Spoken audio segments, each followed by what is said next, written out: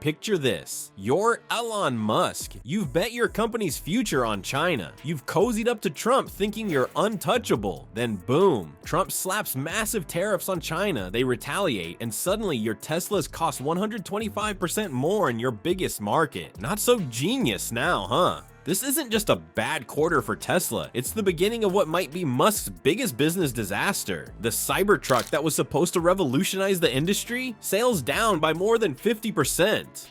Europe, sales are a fraction of what they were. America, massive drop in growing protests. I'm breaking down exactly how it all went wrong. Hey, do us a favor, hit that subscribe button. We know you want to. Go ahead, we'll wait. Alright, appreciate it. Now back to the video. Remember when Elon said the Cybertruck would sell 250,000 units a year? Well, the numbers are in, and they're not pretty. Like a kid bragging about how many home runs he's gonna hit before striking out. Musk's Cybertruck predictions have crashed harder than one of his rockets. Back in 2019, our favorite tech billionaire stood on stage with his unbreakable windows that immediately broke, promising the world that Tesla would churn out 250,000 Cybertrucks annually. He didn't just suggest it might happen, he guaranteed it. We'll easily sell 250,000 to 300,000 units per year at a minimum, he told investors with that signature smirk. Musk positioned himself as some kind of manufacturing wizard who had cracked the code that Detroit's automakers had somehow missed during their century of making cars. But reality has a nasty habit of fact-checking even the richest men in the world. The actual numbers, a pathetic 6,406 Cybertrucks delivered through March, with sales dropping over 50% in early 2025. That's not just missing the target, that's like aiming for the moon and hitting your own foot. The manufacturing genius routine is looking pretty thin when you're struggling to make enough trucks to fill a small car dealership's monthly quota. Peter Navarro, Trump's former trade advisor, hit the nail on the head when he called Musk just a salesman who doesn't understand anything about making automobiles. And boy, does that assessment look spot on now. The same guy who promised a robot army and brain chips can't seem to make truck doors that fit properly. You've probably seen those videos of Musk on stage hyping the Cybertruck's supposed revolutionary features. Bulletproof this, unbreakable that, Mars ready whatever. It's led to an ongoing dispute between Peter Navarro, who is perhaps the biggest cheerleader for tariffs in the White House, and of course Elon Musk, who's become one of Trump's most trusted aides. I want to let you respond to this back and forth with Elon Musk. Elon Musk was publicly advocating for a zero tariff trade deals. That goes against what you believe in. Meanwhile, in the real world, Tesla had to recall thousands of these angular monstrosities because their body panels were literally falling off. Not exactly the futuristic transportation revolution we were promised. The disconnect between Musk's carefully crafted public image as a business genius and what's actually happening at Tesla has never been more obvious. He tweets about alien civilizations and artificial intelligence, while his flagship product is being outsold by the Ford F-150 by a ratio that would make most CEOs hide under their desks. But not our Elon. He's too busy posting memes and picking fights with senators to notice his business empire might be in trouble. This overconfidence didn't just stop at car manufacturing. Musk bet big on his political alignments too. He thought cozying up to Trump would give him special access and influence over policies that might affect his businesses. Pictures of them grinning together at Mar-a-Lago, Musk nodding along at rallies, endorsements on his social media platform. He went all in. The calculation seemed simple. Support Trump, get favorable treatment for Tesla. What's that old saying about the best laid plans? Musk genuinely believed he could whisper in Trump's ear about tariffs and trade policy, steering the administration toward decisions that would benefit his companies. I've got the president's ear. He practically bragged to investors. We're going to create a business environment that works for American companies. Translation, I've got this under control. What President Trump believes in, presumably, but did Elon Musk win here, given these pauses and exclusions? So first of all, Elon and I are great. It's not an issue. Even though he called you a moron and dumber than a sack of bricks? And no man doing that kind of thing should be subject to having his cars firebombed by crazies. I mean, that is like broad beyond the pale. Agreement there. So Broad nobody agreement should there. have to come into this government.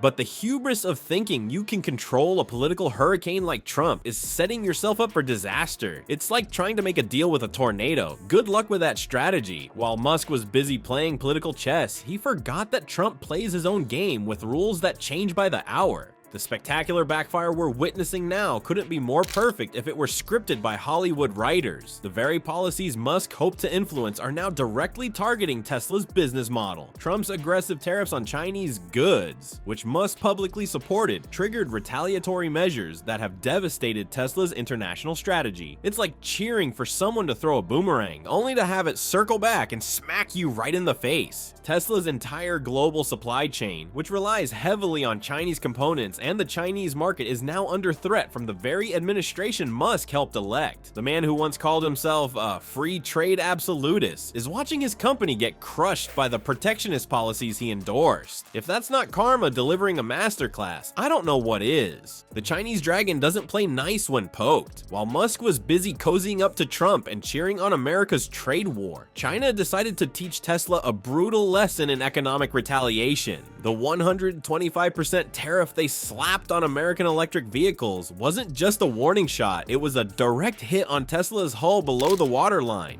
Let's remember that China wasn't just another market for Tesla, it was the golden goose. Shanghai's gigafactory pumped out more than half of Tesla's global production in 2023. Chinese consumers had fallen hard for Tesla's sleek designs and tech-forward approach. Musk didn't just want a slice of the Chinese EV pie, he wanted the whole bakery. Then came the trade war. Trump's administration threw the first punch with hefty tariffs on Chinese goods. Anyone with half a brain could have predicted what would happen next. China, never one to back down from economic bullying, responded with surgical precision by targeting a high-profile American company with deep ties to China, Tesla. The consequences were immediate and devastating. Tesla suddenly couldn't fulfill new orders for its Model S and Model X vehicles in China. Chinese customers who wanted these premium Tesla models found themselves restricted to whatever was already sitting in showrooms. Imagine walking into a store and being told, "Sorry, what you see is all we've got, forever." That's essentially what happened to Tesla in its biggest foreign market. While Tesla was gasping for air, local Chinese EV makers were gulping it down by the lungful. Companies like BYD watched their shares soaring and roaring as Tesla struggled. Chinese consumers, already showing signs of preferring homegrown brands, accelerated their shift away from the American automaker. This wasn't just market fluctuation, it was a seismic realignment of consumer loyalty. The irony here is thicker than smog in Beijing. Musk, who positioned himself as a business genius who could read market trends better than anyone, completely misread the political situation. Did he really think the Chinese government would roll over after Trump started throwing tariff punches? China has been playing economic chess while Musk was busy with Twitter checkers. Tesla's response speaks volumes about how badly they've been hit. Rather than fight the current, they're retreating from the battlefield entirely. The decision to pull US-built models from the Chinese market represents a major strategic defeat for a company that once saw China as its pathway to global domination. It's like watching a poker player who bet his life savings suddenly fold and slink away from the table. What Musk failed to understand is that Chinese consumers have options, lots of them. The country has invested billions in building its own electric vehicle ecosystem, and companies like BYD offer compelling alternatives that are increasingly sophisticated and tech-forward. Why pay a premium for a Tesla when you can get a similar experience from a domestic brand that doesn't come with a 125% tariff surcharge? This is a classic case of political miscalculation with severe business consequences. Musk bet that his personal relationship with Trump would shield Tesla from harm, but instead found himself caught in the crossfire of international trade politics. The Chinese government didn't care about Musk's tweets or his SpaceX rockets. They cared about protecting their economic interests and saving face on the global stage. The exodus of Chinese consumers from the Tesla brand wasn't just about price either. There's been a growing sense of national pride in supporting domestic innovation. Chinese consumers increasingly view their homegrown EV makers not as Tesla copycats, but as legitimate innovators in their own right. When Musk chose to align himself with an administration openly hostile to China, he inadvertently pushed Chinese consumers further into the arms of BYD and other local competitors. Tesla's strategic retreat from China reveals a brutal truth. The company isn't just struggling because of tariffs, but because Chinese consumers are abandoning the brand in droves. What was once a status symbol is now increasingly viewed as an overpriced foreign product made by a company whose founder supports anti-China policies. In a market where consumer sentiment and nationalism often overlap, Musk picked the worst possible time to wave the America First flag. Behind closed doors in Washington, Musk isn't exactly winning any popularity contests with Trump's inner circle. You might think throwing millions at Trump's campaign would buy you some friends at the big kids table, but it turns out money can't buy you love,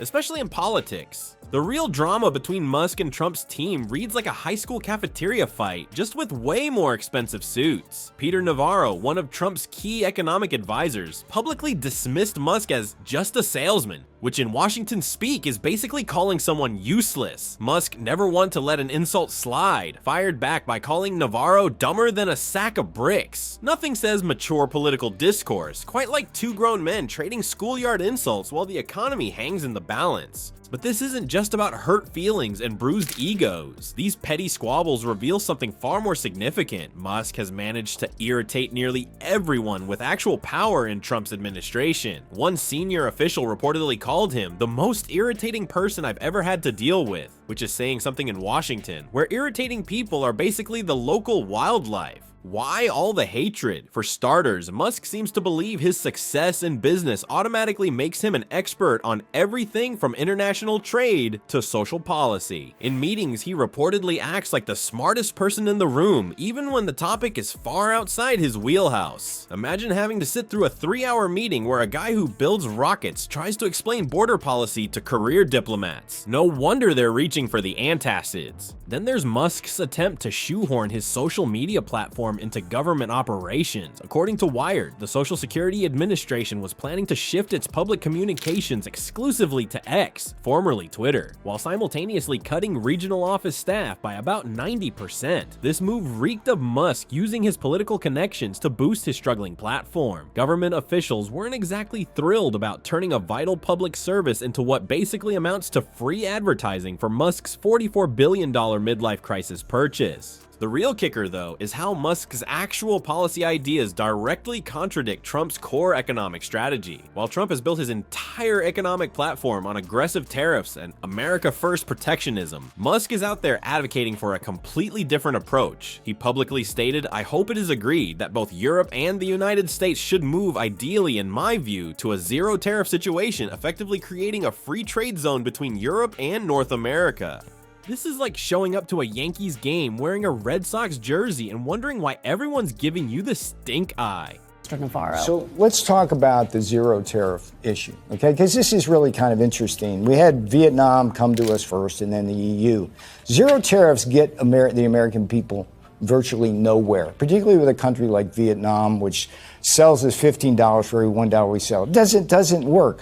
The big problem we have are the non-tariff barriers, the currency manipulation, the dumping, the VAT. Trump's entire trade philosophy centers around using tariffs as both shields and weapons in international commerce. By suggesting the complete opposite approach, Musk isn't just offering an alternative view, he's undermining the fundamental economic vision that got Trump elected. The irony here is thick enough to spread on toast. While Musk publicly backs Trump and throws money at his campaign, he's simultaneously advocating for policies that would gut Trump's economic agenda. It's like claiming to support your friend's diet while constantly delivering donuts to their house. All this friction is creating a perfect storm that leaves Musk increasingly isolated from the very administration he helped fund. With each passing day, his ability to influence policy decisions that might help Tesla recover from its global market struggles diminishes. The billionaire who prides himself on his strategic brilliance seemingly failed to grasp politics 101. Money buys access, but it doesn't guarantee influence, especially when you keep annoying everyone with actual power. What's particularly fascinating about this political soap opera is how it exposes the limits of Musk's much vaunted genius. The same man who revolutionized electric vehicles and private space travel somehow thought he could bulldoze his way through Washington the same way he dominates corporate boardrooms. times. But politics operates by different rules, and Musk is learning this lesson the expensive way.